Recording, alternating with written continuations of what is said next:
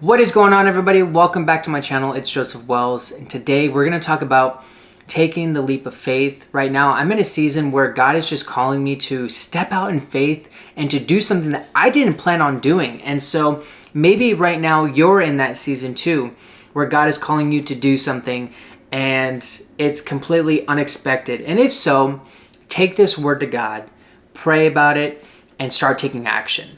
So I don't want to waste your time. Let's get right into it. We're going to jump to Genesis chapter 12, verses 1 through 4, and it says, "The Lord said to Abram, 'Leave your native country, your relatives, and your father's family, and go to the land that I will show you. I will make you into a great nation. I will bless you and make you famous, and you will be a blessing to others.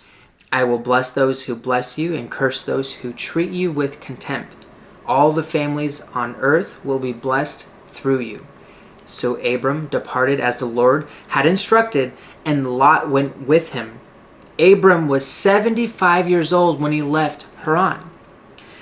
What I love about this text here is that Abram had to get out of his comfort zone. He had to leave his native country, his family, relatives. He had to get out of his comfort zone and to follow where the Lord was telling him to go. And the thing is, God said, "Go to the land that I will show you." You know, God didn't specify where he was going.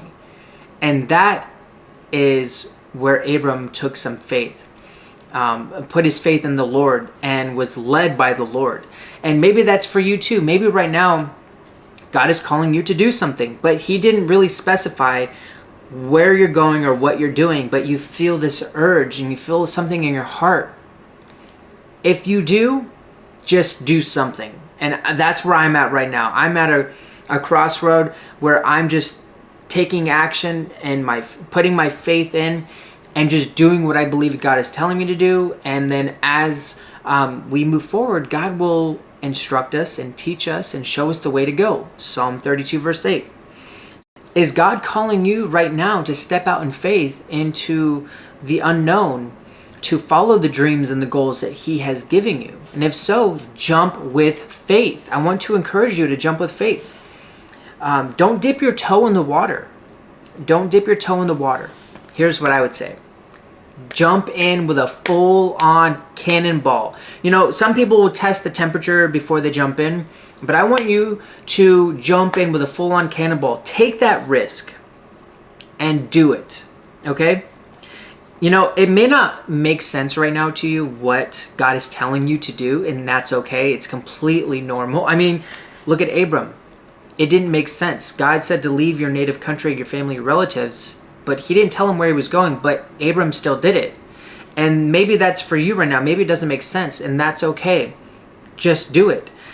Yesterday, our guest pastor said, "Set your faith in motion and your feelings will follow." Listen, let me tell you something. When you start putting your faith in motion, your feelings are going to follow. And what that means is that you're going to actually believe it's possible. You're going to believe in what you actually have faith for. So put your faith in motion, my friend.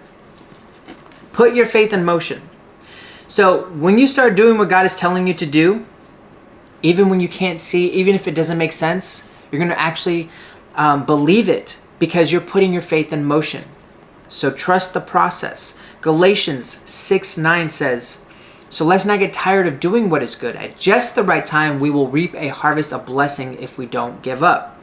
So whatever God is telling you to do in the season right now, don't give up. Don't give up. I'm going to hold you accountable. Don't give up. I believe in you. You know, it says here that at just the right time, we will reap a harvest. At just the right time. That means it's going to take time before you see a harvest. It's going to take time, patience, discipline, and consistency. So keep going, keep exercising your faith, and don't give up. 1 Corinthians 9:24 says, "Do you not know that those who run in a race all run, but one receives the prize? Run in such a way that you may obtain it." Run the race before you and run to win. Do you ever enter a competition to run and get second place? Never. So run to win the prize. I believe that you're smart enough to know what you have to do each day to run your race, and win the day. So run to win. Do what you have to do each day and win your race.